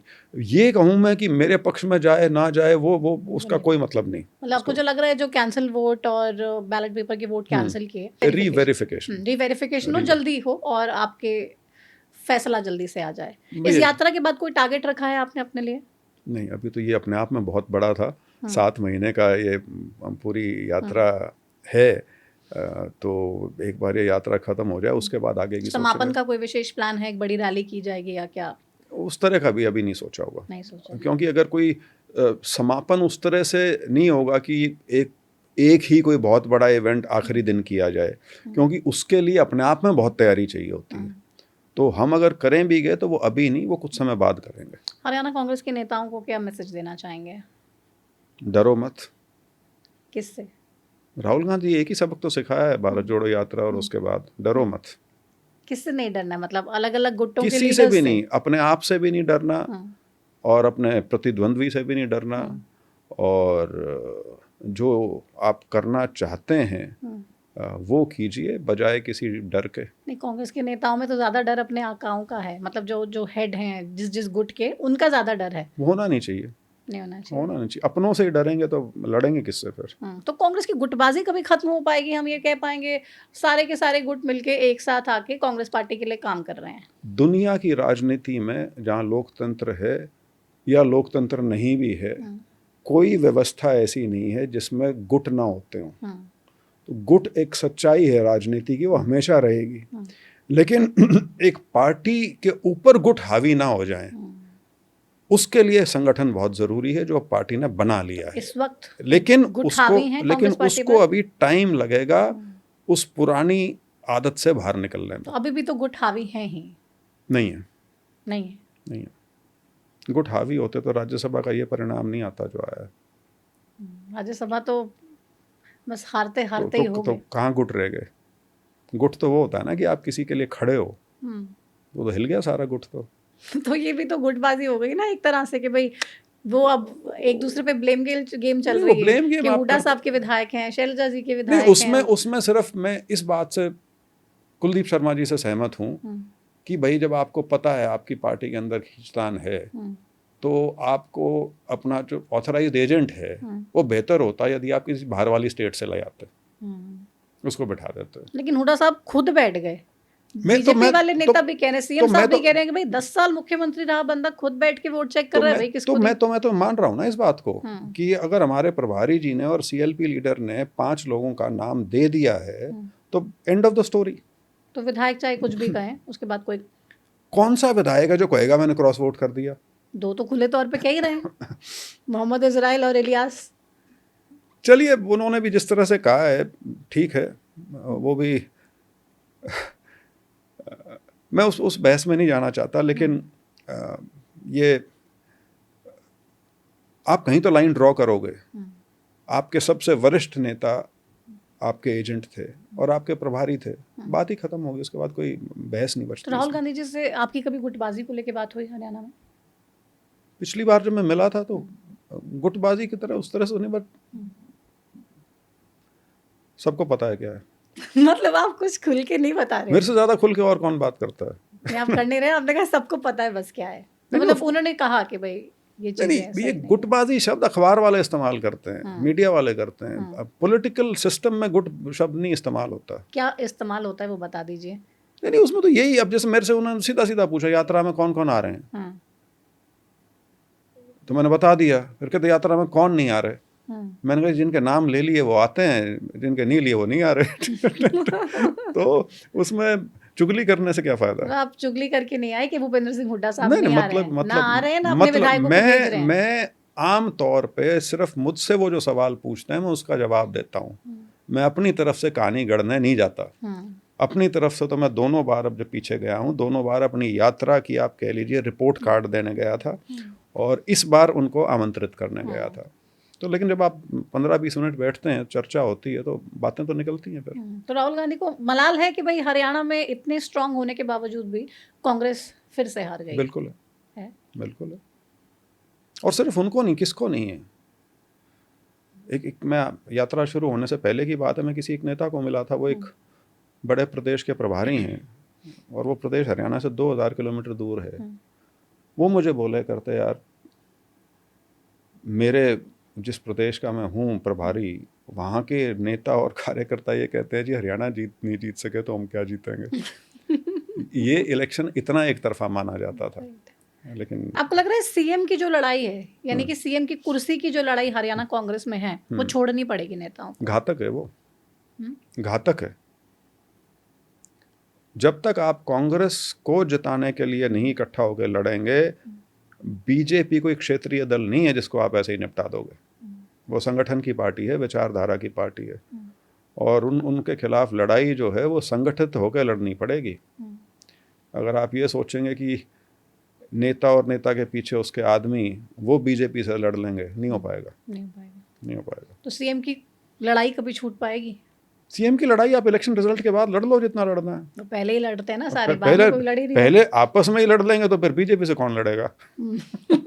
बीजेपी से तो मुझे लगता नहीं अभी कांग्रेस पार्टी लड़ने के लिए तैयार है। लड़ेगी। पिछली बार भी लड़ लेते, वो तो थोड़ी सी कमी रहेगी लास्ट में, अन्यथा तो पिछली बार भी हो ही गया था। देश के सारे बड़े मुद्दे जो थे वो हरियाणा के मुद्दे थे, और उन पर पूरी भरपूर तरीके से राजनीतिक प्रदर्शन हुए, विरोध हुए, सब कुछ हुआ, एक माहौल पूरे प्रदेश में बना था।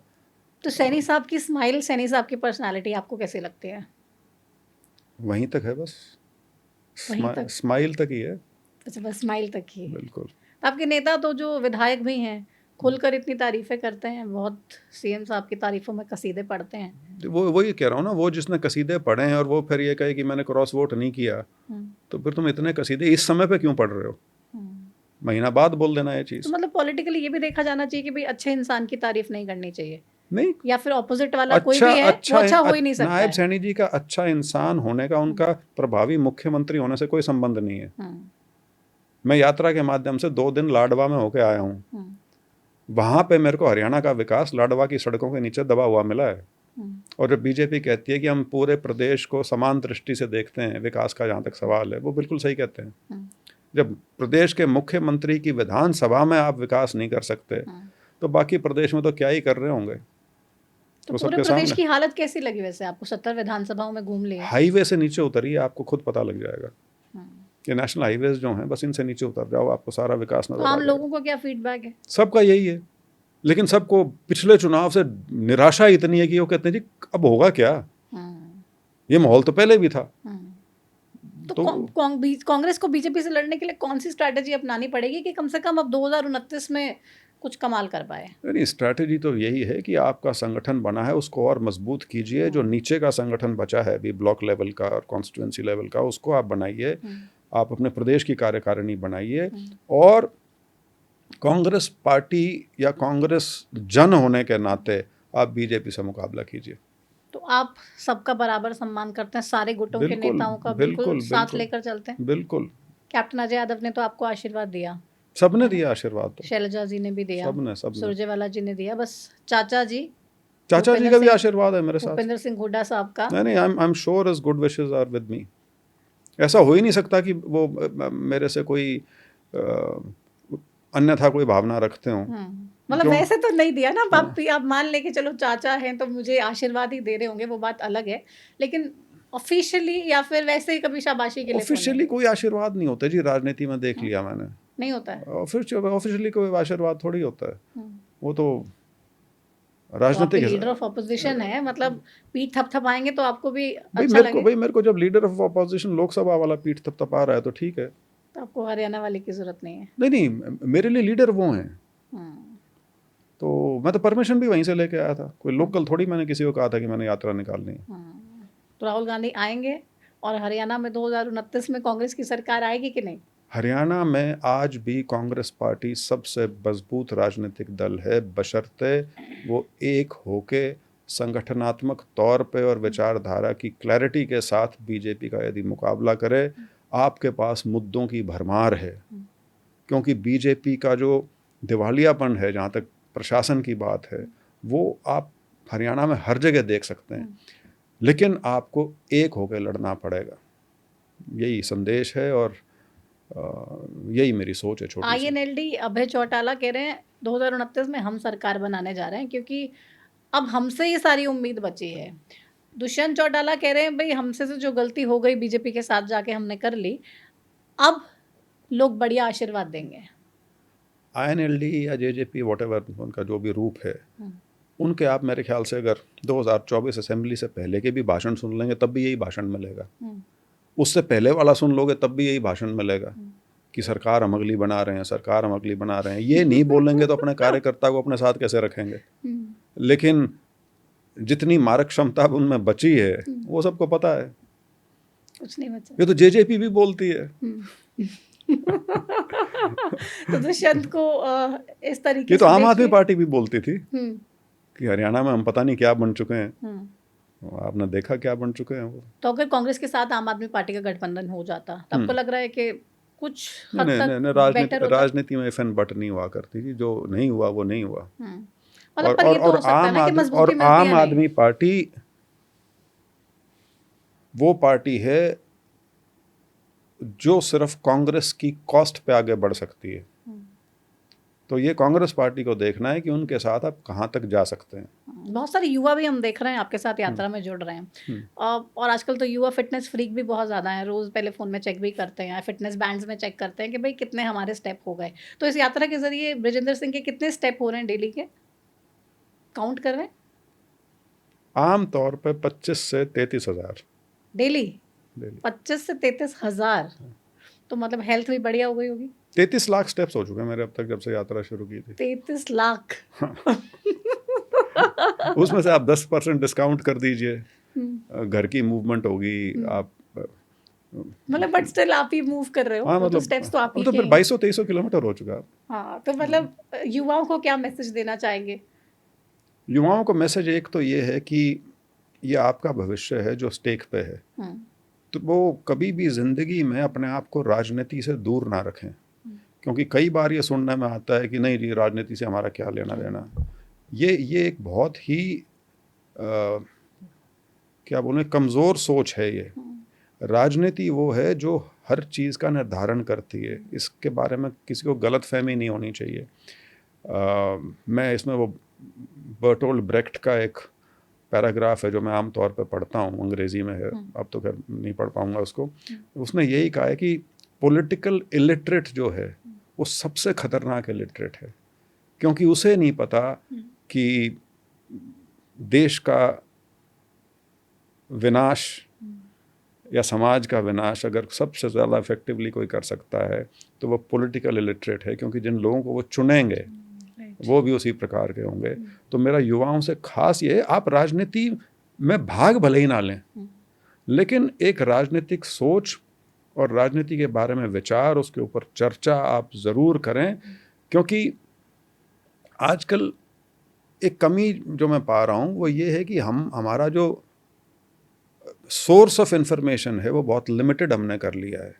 इंफॉर्मेशन तो बहुत है, लेकिन हम किसी चीज़ की गहराई में नहीं जाते। अगर हम गहराई में जाते तो इस तरह का माहौल इस देश में कभी नहीं बन सकता था कि गांधी और नेहरू को लोग कुछ कुछ बोल के चले जाएं और उसका जवाब ना आए। और वो लोग जिन्होंने कभी कुछ नहीं किया, वो लोग आज के दिन गांधी और नेहरू के ऊपर प्रवचन देते हैं कि इन्होंने क्या सत्यानाश कर दिया, ये कर दिया, वो कर दिया। तो ये अगर कोई भी व्यक्ति अगर 4 पन्ने भी पढ़ लेगा ढंग के, उसको समझ में आ जाएगा कितनी भारी झूठ देश के साथ बोली जा रही है, लेकिन बोली गई है। बहुत सारे लोग आपको कॉपी कह रहे हैं राहुल गांधी की। दाढ़ी है, बाकी तो क्या है। हाँ, चल रहा हूँ। चल भी रहे हैं, बाल भी नहीं मोरलेस थोड़े से नहीं, बिल्कुल बिल्कुल। जो यात्रा है मेरी, मैं उसको राहुल गांधी जी की भारत जोड़ो यात्रा का नेक्स्ट स्टेप मानता हूँ।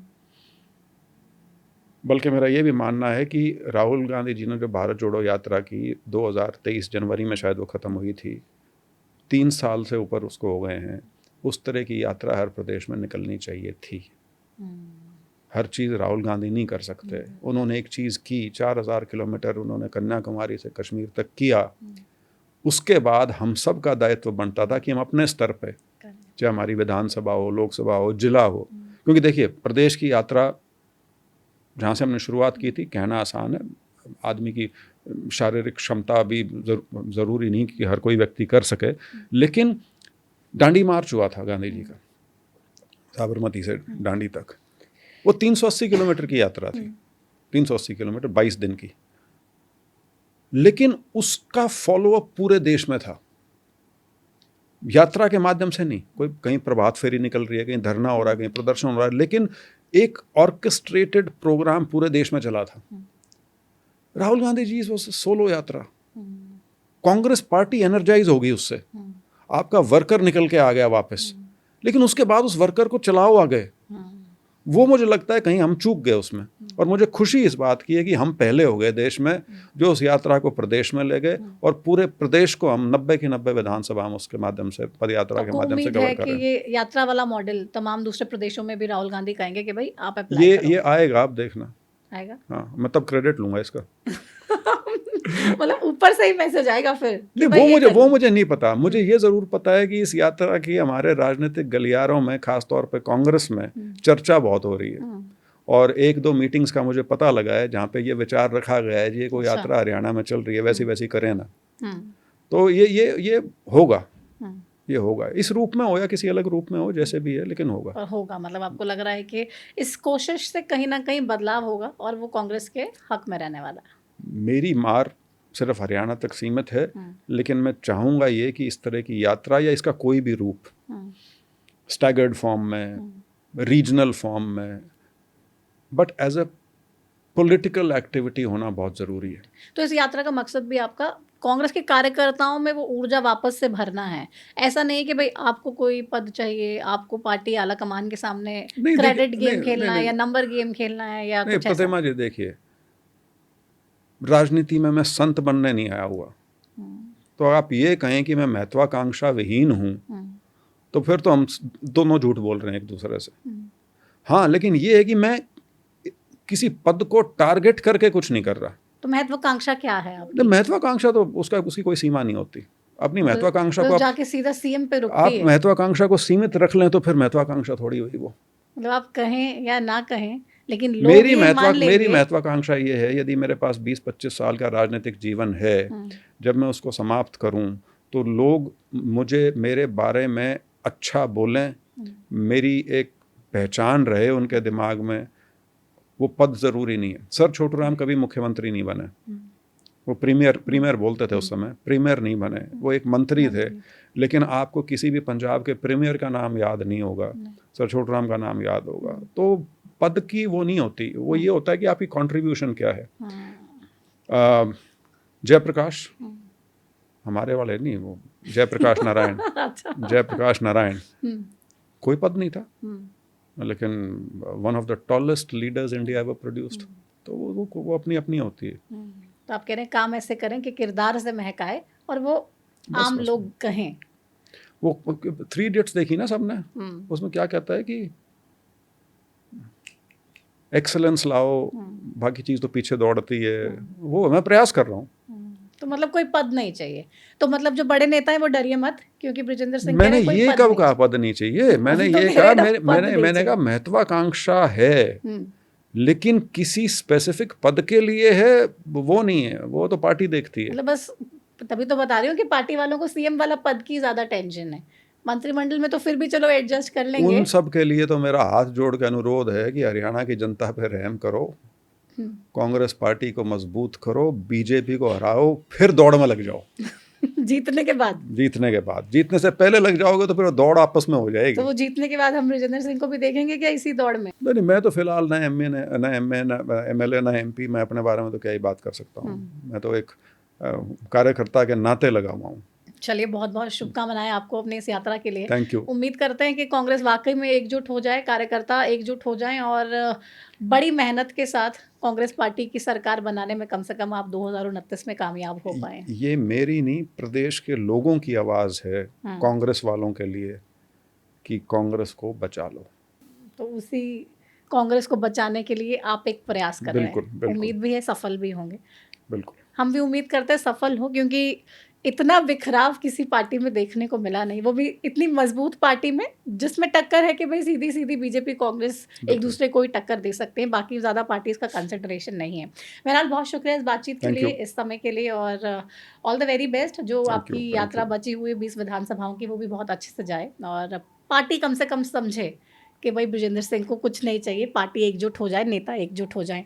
तो ये बहुत लंबी, बहुत इंटरेस्टिंग और बहुत ही ख़ास बातचीत आपने सुनी बृजेंद्र सिंह जी के साथ, जिन्होंने साफ तौर पे बताया है कि राजनीति में महत्वाकांक्षा होना बिल्कुल जायज़ है, वो होती भी है, लेकिन कांग्रेस के नेताओं ज़रा संभल जाओ, सुधर जाओ, बाद में लड़ लेना। पहले एक साथ मिलकर कांग्रेस पार्टी के तमाम नेता बीजेपी से तो लड़ लें, सरकार तो बना लें, उसके बाद की जो भी चीज़ें हैं पार्टी आलाकमान पर छोड़ दें, क्योंकि जब तक कांग्रेस संगठित नहीं होगी, तब तक तो कोई भला किसी भी तरह से प्रदेश में कांग्रेस का होने वाला नहीं है। तमाम बड़े नेताओं को भी मैसेज दिया है, गुटबाजी कैसे खत्म हो सकती है, कैसे एकजुट होके काम करना है, क्या कुछ फ्यूचर रोड मैप है, क्या हरियाणा के लिए प्लानिंग है। फिलहाल टू द पॉइंट के इस कार्यक्रम में इतना ही, मुझे दीजिए इजाज़त। नमस्कार।